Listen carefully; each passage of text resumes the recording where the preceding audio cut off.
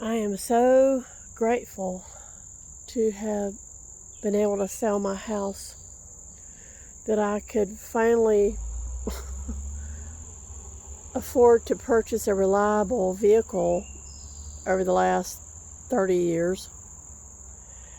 You know, it's just part and parcel of the trade-off of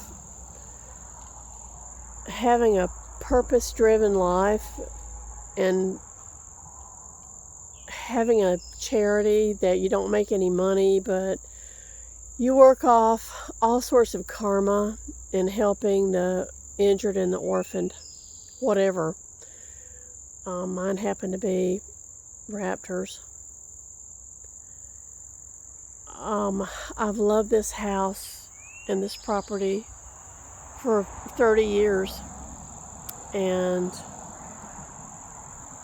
I've been able to keep it up until about 4 years ago, when I fell and hurt my back, and everything changed after that, and I knew that I needed to do something. So, you know, I was able to sell it. I have been fighting kudzu for the last 15 years. He can drive down all of Union Hill Road, and there's no kudzu until you get to my corner. That's when they came and laid some pipe. That's when they widened Marvin Land Lane, and they used fill dirt that was contaminated with kudzu, and this is what I'm left with. And it just grows and grows and grows and grows. Now my entire property, the front part, the front and the side, is totally swallowed up by kudzu, growing up to 1 foot a day. And I just can't fight it anymore.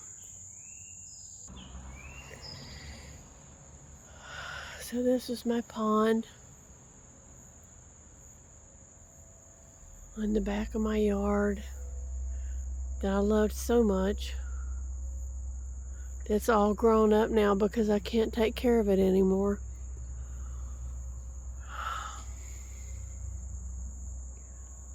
But gosh, do I have all kinds of memories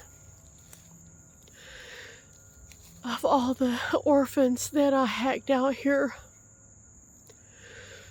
that would do the zoomies through the yard, taking baths in the pond, catching frogs, and you could watch the switch flip from, God, yeah, that's what you do. That's how you do it. I will never, ever, ever forget this place.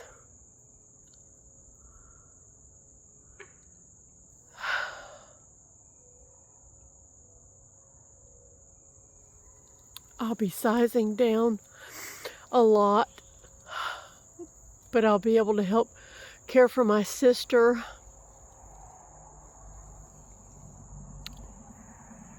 And with the blessing of her daughter, who inherited her father's property, I'll be able to live there inexpensively and be able to, save a little money.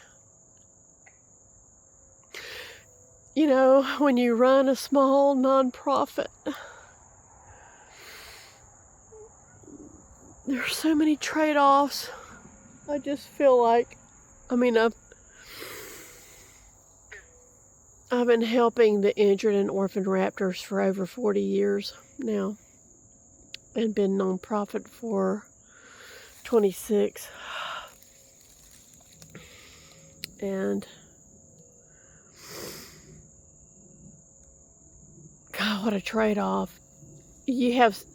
I have had such a purpose-driven 4 decades, dedicating myself to helping those that don't have a voice. The downside is that you don't make any money. But then the upside is that somehow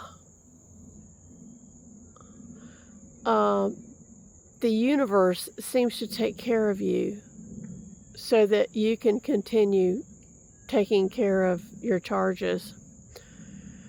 So it's been an incredible lesson of asking for help and being able to receive. You know, for so many years, I did all this stuff on my own, asking nobody for any help.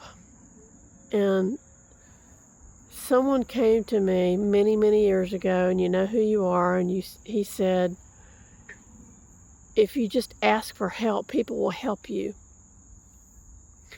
And it's kept the hubris and the ego out of the equation. And I will always be thankful to that person for giving me that information.